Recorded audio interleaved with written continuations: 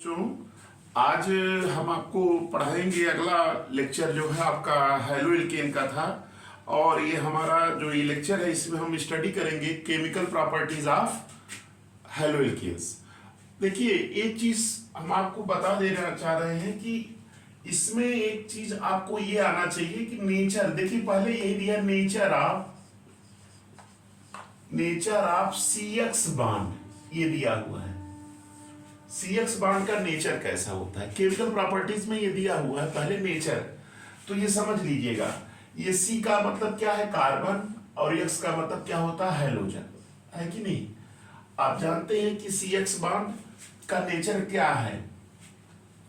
आप देखे होंगे, पढ़े होंगे पीरियोडिक टेबल में कि अगर इधर से इधर left to right L to R चलते हैं, कहाँ, पीरियड में, और ये टॉप टू बॉटम कहाँ चलते हैं, टॉप टू बॉटम कहाँ चलते हैं, ग्रुप में। ये ग्रुप है और ये क्या है, पीरियड।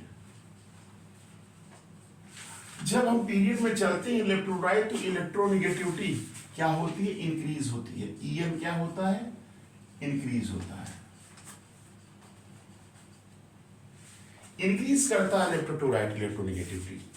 अब देखिए हाइलोजन, ये क्या है आपका, हाइलोजन एटम है, हाइलोजन एटम है, और ये आपका क्या है, कार्बन एटम है। तो आप जानते हैं कि हाइलोजन की इलेक्ट्रोनेगेटिविटी कार्बन से क्या है, ज्यादा है, मोर इलेक्ट्रोनेगेटिव है। तो जो इलेक्ट्रॉन का ये शेड इलेक्ट्रॉन है खींचेगा, इसके ऊपर क्या आएगा, निगेटिव, इसके ऊपर क्या आएगा, पॉजिटिव, पार्शियल। तो ये जो इसका सी एक्स बॉन्ड का नेचर होता है वो बेटा क्या होता है, पोलर कोवैलेंट बॉन्ड होता है, पोलर कोवैलेंट बॉन्ड होते हैं, इसीलिए रिएक्टिव होते हैं। ये क्या होते हैं, रिएक्टिव होते हैं एल्केन्स से ज्यादा, हाइड्रोकार्बन से। तो देखिए क्यों होते हैं, ये आपको समझ में आ गया कि इसका नेचर क्या होता है, सी एक्स बॉन्ड। अब इसमें अगर रिएक्टिविटी की बात हम करते हैं तो आप जानते हैं कि R F, R C L, R B R और आर आई, है ना। तो अब ये जो रिएक्टिविटी की बात अगर हम करते हैं तो इसमें अगर एक्चुअल ऑर्डर देखा जाए तो रिएक्टिविटी का ऑर्डर यही होता है, R I greater than R B R, greater than R C L, greater than R F. ये ऑर्डर होता है रिएक्टिविटी का। अगर आपसे कोई पूछेगा कि क्यों ऐसा होता है, तो इसको जो है हम समझाएंगे किससे, bond dissociation, bond dissociation energy.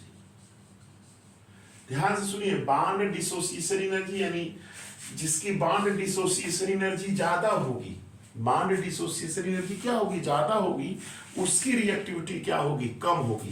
यानी जिसको आसानी से ब्रेक कर दिया जाएगा, मतलब उसकी बॉन्ड डिसोसिएशन कम हो गई, तो उसकी रिएक्टिविटी क्या होगी, ज्यादा हो जाएगी।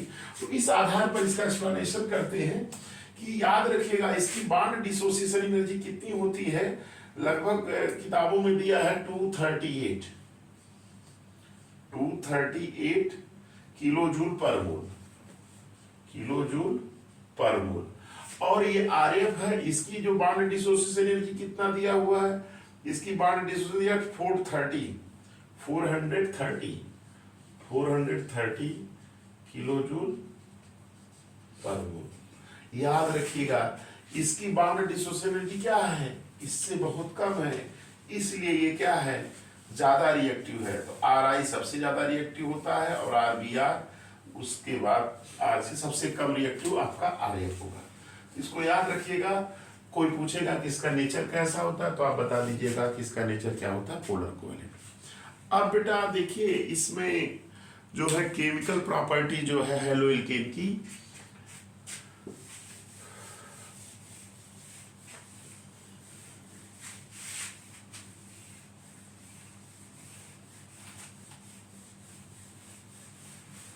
इसको हम chemical properties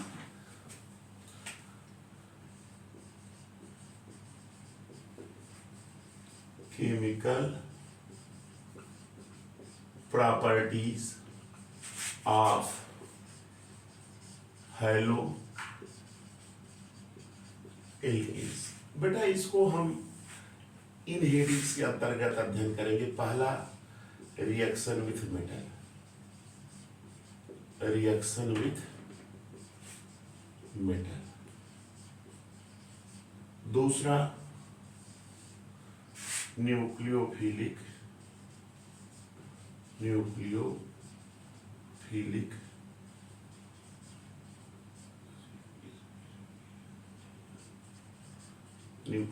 substitution reaction.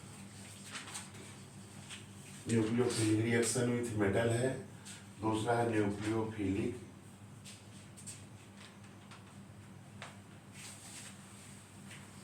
Substitution. तीसरा है beta elimination reaction, elimination elimination reaction, इसके विषय में स्टडी करेंगे। और जो चौथा हेडिंग है बेटा, इसमें आपको याद रखिएगा रिडक्शन के विषय में, थोड़ा रिडक्शन देख लेंगे। रिडक्शन, अब बेटा इसमें से जो क्वेश्चंस आएगा, कन्वर्जन के क्वेश्चंस आएंगे और कुछ मैकेनिज्म पूछी जाएंगी, ये सब मैं आपको बताता चलूंगा। तो आज हम बेटा इसके विषय में स्टडी करें रिएक्शन विथ मेटल। और इसमें मेटल का जो रिएक्शन है, इसमें है आपका मैग्नीशियम के साथ, सोडियम के साथ, जिंक के साथ, ये सब मेटल है, इनके साथ रिएक्शंस है। तो इसमें हम आपको आज बता रहे हैं कुछ मेटल्स के रिएक्शंस को देखिएगा। ये हेडिंग नोट कर लीजिएगा। पहला क्या है, रिएक्शन विथ मेटल, दूसरा है न्यूक्लियोफिलिक सब्स्टिट्यूशन रिएक्शन, तीसरा एलिमिनेशन और चौथा रिडक्शन। अब हम स्टडी कर रहे हैं इसका रिएक्शन विथ मेटल। इसमें देखिए पहला हम आपको जो बता रहे हैं ए नंबर करके, reaction with magnesium, reaction with magnesium metal. ये याद रखिएगा, ये इंपॉर्टेंट है। इससे क्वेश्चन रीजनिंग वाला क्वेश्चन एक बार आया हुआ है। क्या आया मैं भी लिखवा देता हूं, बता भी देता हूं। देखिए रिएक्शन विथ मेटल, याद रखिए ये RX है। ये RX क्या है, हैलोएल्कीन है। क्या है, हैलोएल्कीन। RX क्या है, हैलोएल्कीन। अगर इसका रिएक्शन हम मैग्नीशियम मेटल से कराते हैं, किससे कराते हैं, मैग्नीशियम मेटल से, RX का रिएक्शन मैग्नीशियम मेटल से कराते हैं, याद रखिएगा ये रिएक्शन जो होता है, ये हमेशा ड्राई ईथर के प्रेजेंस में होता है। ड्राई ईथर के प्रेजेंस में, याद रखिएगा ये रिएक्शन हमेशा क्या होता है, ड्राई ईथर के प्रेजेंस में होता है। और आपका एक कंपाउंड बनता है जिसका नाम है RMG और ये X। ये जो कंपाउंड बन रहा है, इस कंपाउंड को कहते क्या है, ग्रिगनार्ड रिएजेंट। याद रखिएगा, इसको ध्यान दीजिएगा। अब लिखेंगे कैसे, when haloalkane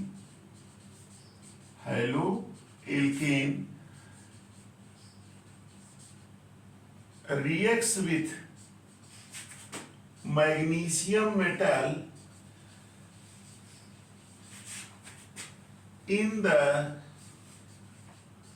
presence of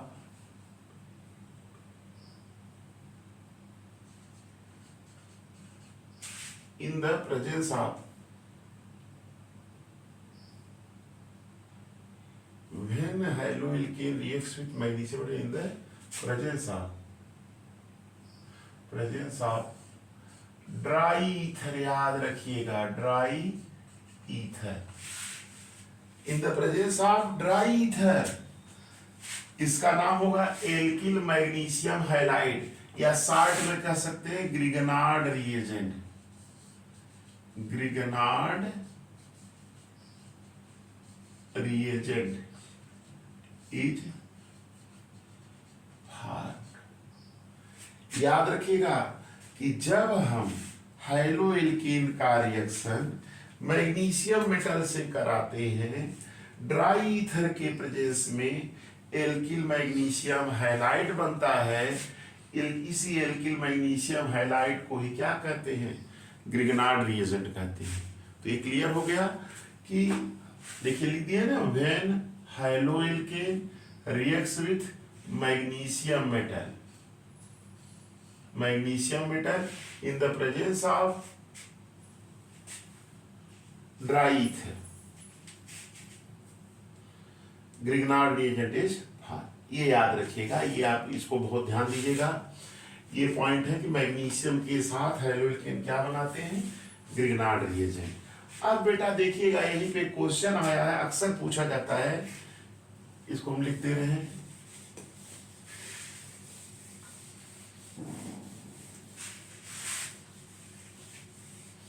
question क्या है? क्वेश्चन यही है कि explain why Grignard reagent is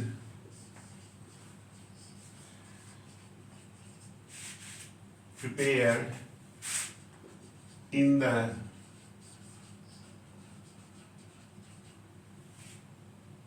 presence of dry ether. ये क्वेश्चन है।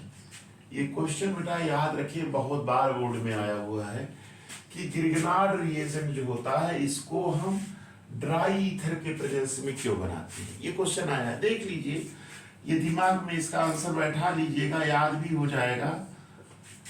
देखिए RMgX ये ग्रिगनार्ड रिएजेंट है। अगर इसको मॉइस्चर मिल जाता है H2O, तो ये RMgX H2 से रिएक्शन करके क्या बना लेता है? RH बना लेता है, और क्या बनाता है? MgOH ये बनता है। ये RH क्या है? एल्कीन है। क्या है? एल्कीन। याद रखिएगा कि ग्रिगनार्ड रिएजेंट, हम 60 बोले थे GR, ग्रिगनार्ड रिएजेंट मॉइस्चर या नमी या वाटर से रिएक्शन करके एल्केन बना लेता है। इसीलिए क्योंकि ये बहुत रिएक्टिव होता है, मॉइस्चर से रिएक्शन करता है, अमोनिया से रिएक्शन करता है, कार्बन डाइऑक्साइड से रिएक्शन, सभी से रिएक्शन करता है जनरली। तो ये जैसे RMgX वाटर मॉइस्चर मिलेगा तो तुरंत एल्केन में बदल जाएगा। इसीलिए जो है इसको हम ड्राई ईथर के प्रेजेंस में बनाते हैं। याद रखिएगा, किसके प्रेजेंस में बनाते हैं? ड्राई ईथर के प्रेजेंस में बनाते हैं। अगर कोई पूछेगा कि ग्रिगनार्ड रिएजेंट को ड्राई ईथर के प्रेजेंस में क्यों बनाते हैं, तो आप कह दीजिएगा कि जो ग्रिगनार्ड रिएजेंट होता है बहुत रिएक्टिव होता है। ये ऑर्गेनोमेटेलिक सीरीज में आता है। जैसे ये कार्बन और मैग्नीशियम तो ऑर्गेनिक का पार्ट है कार्बन कंपाउंड में, तो ऑर्गेनोमेटेलिक में आता है। तो ये कार्बन और मैग्नीशियम ये जो बॉन्ड होता है ये आसानी से ब्रेक कर जाता है। या सीधे कहिए कि ग्रिगनार्ड रिएजेंट जो होता है ये वाटर से रिएक्शन करके एल्केन बना लेता है। इसीलिए इसको हम हमेशा ड्राई ईथर के प्रेजेंस में बनाएंगे। क्लियर हो गया? तो ये था आपका एक मेटल के साथ रिएक्शन मैग्नीशियम के साथ। अब देखिए दूसरे मेटल के साथ हम बता रहे हैं आपको, जिसका की नाम है जिंक। क्या है? जिंक। नोट कर लिए इसको। केमिकल प्रॉपर्टीज चल रही है हम लोगों की। अगर कोई पूछेगा कि क्यों ग्रिगनार्ड को ड्राई ईथर में बनाते, तो बता ही लेंगे अब कि रिएक्टिव होता है, वाटर से रिएक्शन करके एल्केन बना लेता है, इसलिए इसको हमेशा हम ड्राई ईथर के प्रेजेंस में बनाते हैं। अब देखिए zinc metal, reaction with zinc, ये दूसरा हेडिंग है मेटल, बी पार्ट है ये। रिएक्शन विथ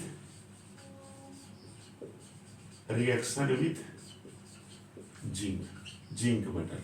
याद रखिएगा, जैसे ये RX है ना, RX इसके दो मॉलिक्यूल, ये दो, या सीधे ऐसे कह दीजिए RX है, ये हमने जिंक ले लिया और एक मॉलिक्यूल इसका और ले लिया XR, जिंक का Zn होता है ये।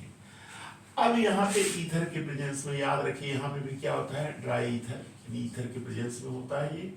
होता क्या है ये देखिए, ये पूरा इतना निकल जाता है एक साथ, बनता क्या है ZnX2, क्या बनता है ZnX2 प्लस R और R, है ना। ये आपका क्या होता है, एल्केन होता है, क्या होता है, एल्केन। एल्केन याद रखिएगा, दो मॉलिक्यूल से आपका रिएक्शन होगा इसका, और आपका क्या बना लेगा, ये एल्केन बना लेगा। तो इस रिएक्शन को एक नाम दिया गया है, कोई बता सकता है क्या नाम दिया गया है?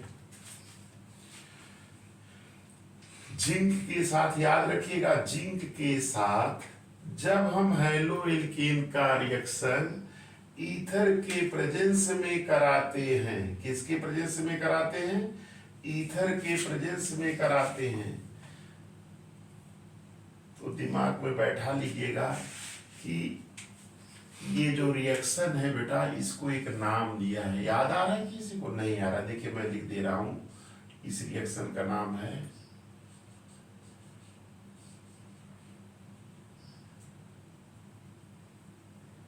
फ्रैंकलाइन रिएक्शन।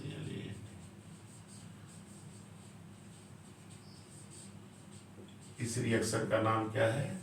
यहाँ पे कई कई किताबों में केवल ईथर दे दिया, तो आप ईथर भी लिख सकते हैं, कोई दिक्कत नहीं, ईथर के प्रेजेंस में होता है ड्राई ईथर। तो याद रखिएगा, इस रिएक्शन को क्या नाम दिया गया है, फ्रैंकलाइन रिएक्शन। तो जिंक के साथ जब हम हैलो एल्केन का रिएक्शन ईथर के प्रेजेंस में कराते हैं तो हमें एल्केन प्राप्त होता है, और इस रिएक्शन का नाम क्या है, फ्रैंकलाइन रिएक्शन। कौन सा रिएक्शन है, फ्रैंकलाइन रिएक्शन, याद रखिएगा।